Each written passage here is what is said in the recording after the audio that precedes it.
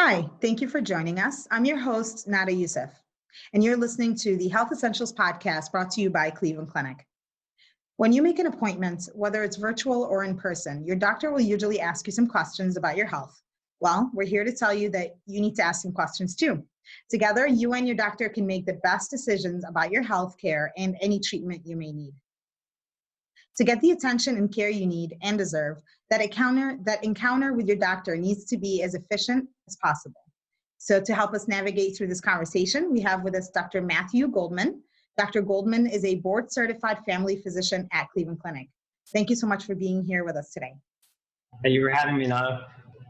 And Dr. Goldman is a board-certified family physician at Cleveland Clinic, and today he's here with us to talk about getting the most out of your doctor's visit. And before we begin, please remember this is for informational purposes only, and it's not intended to replace your own physician's advice. So to start off, I want to kind of talk about virtual visits right now on the rise. How do I know if I should go into the doctor's office in person or if I can just, do it over an iPad or a phone? So a virtual visit is a convenient way to talk to a provider when a physical exam may not be necessary. It's also a convenient way to speak to a provider without having to commute. With the recent pandemic, it's one way to remain isolated, especially if you're high risk and need to talk to a provider. It's also for circumstances where you may want to talk about things that, again, don't require a physical exam, like mental health, a simple follow-up, or if you're out of town and just need to get in touch with your provider. Great. So I want to talk a little bit about preparing for a doctor's visit. Basically, how to set ourselves up for success. Maybe before going the appointment, and then during the appointment, and then after the appointment, maybe like in 3 parts. Okay, sure. So talking about before the appointment, I have some main points that I'd like to talk about and then maybe just elaborate a little bit. So some of the main points include looking into the potential provider and doing some research online or talking to friends and family. And then getting in touch with office staff and getting information as well as giving information. Touching base with the insurance company, and considering some of the things that you want to get out of the visit. And so I'll go a little bit more into detail about each one of those. So when you're doing homework or research about a provider that you're considering, talk to trusted friends and family, see what kind of things they have to say about their experiences with the provider. Go online, read reviews, see the feedback that the provider has received. Look into whether or not they're certified. See if they're engaging in academic medicine, see if they've written any publications or articles. You can also find out the size of the practice and how many other providers might be sharing the care of patients within the practice. And you might also want to consider your own schedule with the provider schedule. Also, another main point was talk to office staff, get information as well as give information. You might want to contact the office and ask, will you need lab work done before the appointment or after the appointment? Ask about schedule for evenings and weekends, especially if you work 9 to 5. Ask about forms or records that might need to be sent in. Ask what kind of things they might need, whether it's insurance information, identification, an interpreter, etc. If you think you're going to need extra time for your appointment, let them know. If you have more than just a few concerns, they may be able to accommodate you by giving you more time. If getting around and walking is an issue, maybe they can put you in a room that's closer to the waiting room. Talk to your insurance company before you go in. Find out what's covered under your plan. That way, when you're having a discussion with your provider and they're talking to you about which blood work or studies might be needed, you'll know whether or not they'll be covered. If you're a parent, if you have pets, consider talking to somebody before the appointment to see if maybe they can look after those that you're caring for. That way, there's less distractions during the appointment. Make a list about some of the things that you want to talk about. I would prioritize that list from what's most pressing to you, from top to bottom. Keep a log of your symptoms, talk about what's helped, what hasn't helped whenever possible, take medications, supplements, vitamins, etc. with you to the appointment. And if you can't, take pictures or make a list of those items. If something is difficult to talk about, consider bringing like a trusted companion who may already be aware of what's going on. That way, during the visit, if it's tough to talk about, they can help convey some of that information. And one thing I would like to emphasize is try to arrive early. I usually encourage people to arrive maybe 15 to 30 minutes before the appointment.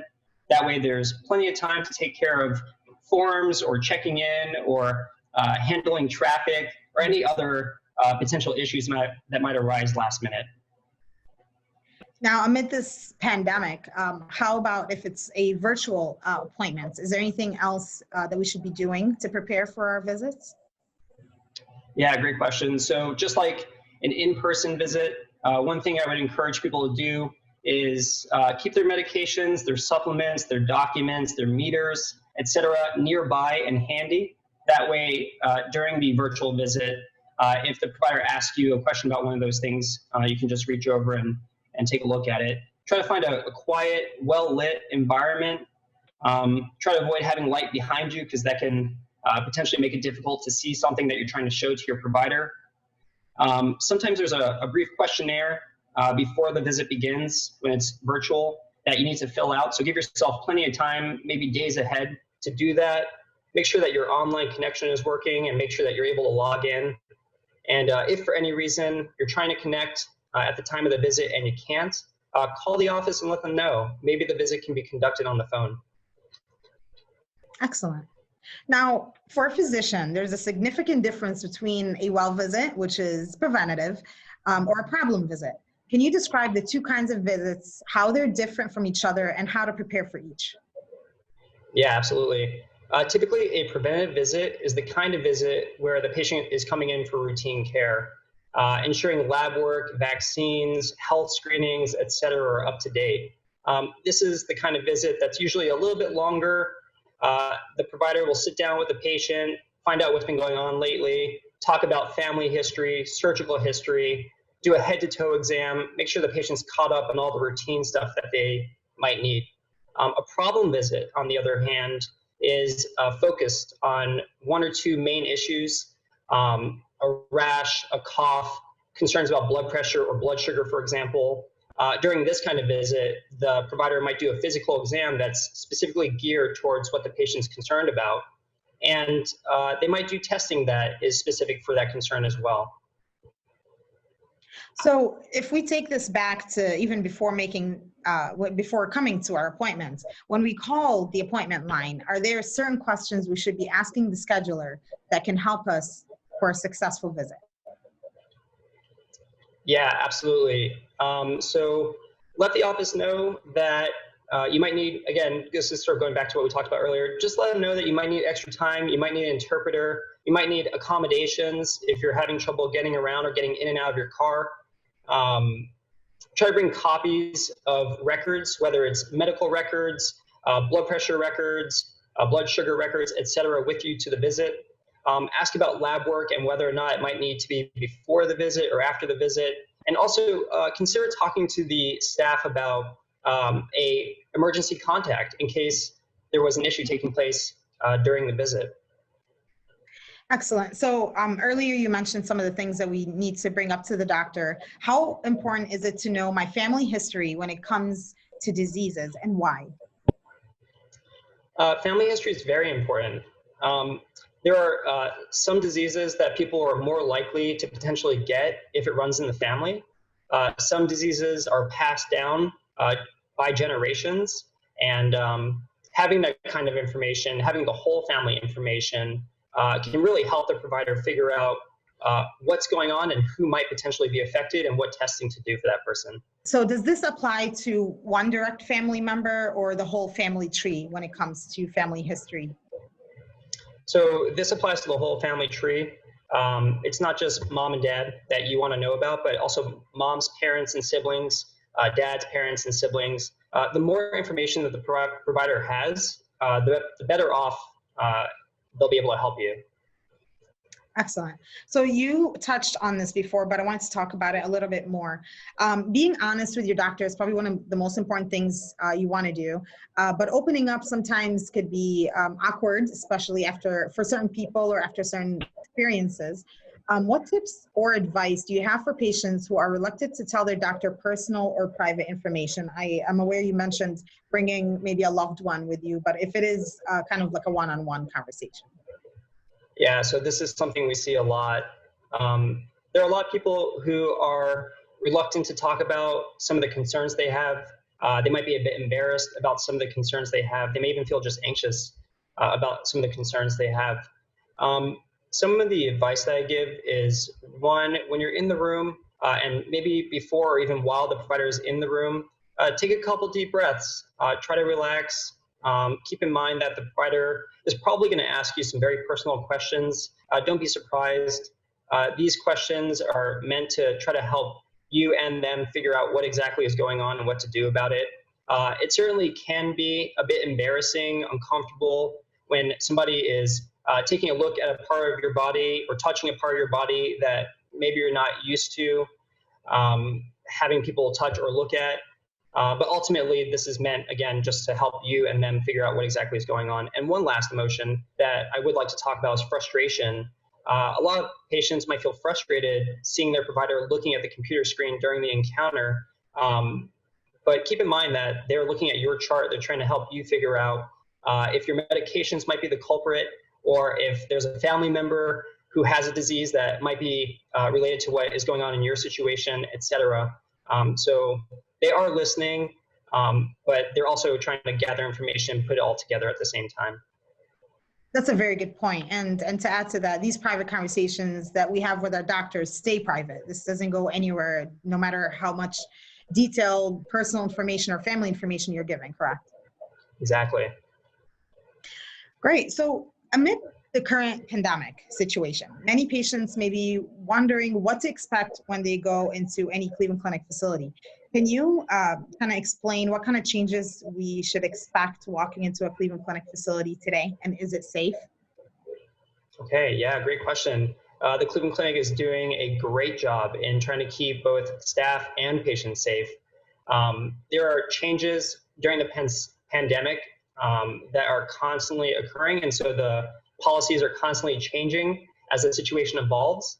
There's temperature checks happening. They're asking about symptoms as people walk in.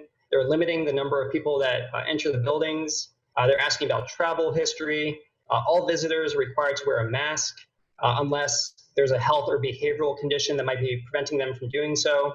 There's also hand sanitizer stations. And these guidelines and policies that are in place are being monitored along with the rates of COVID-19 and being adjusted as a result.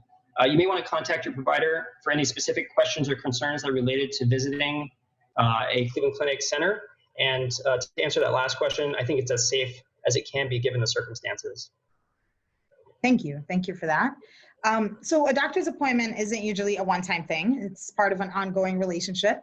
If you realize that maybe I overlooked a very important question or have trouble following up my doctor's advice, is it okay to call the office and follow up, or would I need to make a follow-up appointment? And I ask that because I see many people maybe are a little flustered when they're talking to the physician, especially as you mentioned, if it's something personal.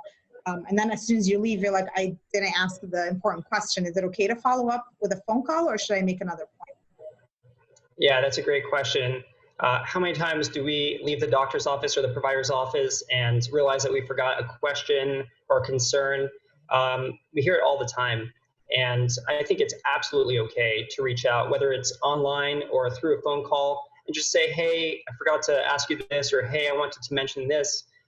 All the information that the provider gets is useful in potentially helping you figure out what the next best step is. Excellent. And that's all the time that we actually have for today. Is there anything else you would like to add? The last two things I'd like to add is, in general, I think it's really important to remember that the office staff is there to help you. So treating them with courtesy and respect is very important. Having cooperation between the patient and the staff that helps the provider goes a long way. And the last thing is I just want to thank the Cleveland Clinic and you guys for helping me put this together. Thank you so much, Dr. Goldman, for all this information. It's been great. Thank you. And if you've never done a telehealth visit before, now might be the perfect time for you. It's a great option to get the care that you need while taking the steps to keep yourself and your community safe. You can make a virtual appointment by going to clevelandclinic.org/expresscare, or for an in-person appointment, you can call 216-444-2273. And for the latest health news and information from Cleveland Clinic, make sure you're following us on Facebook, Instagram, and Twitter. Username @Cleveland Clinic, just one word. Thank you so much for tuning in, and we'll see you again next time.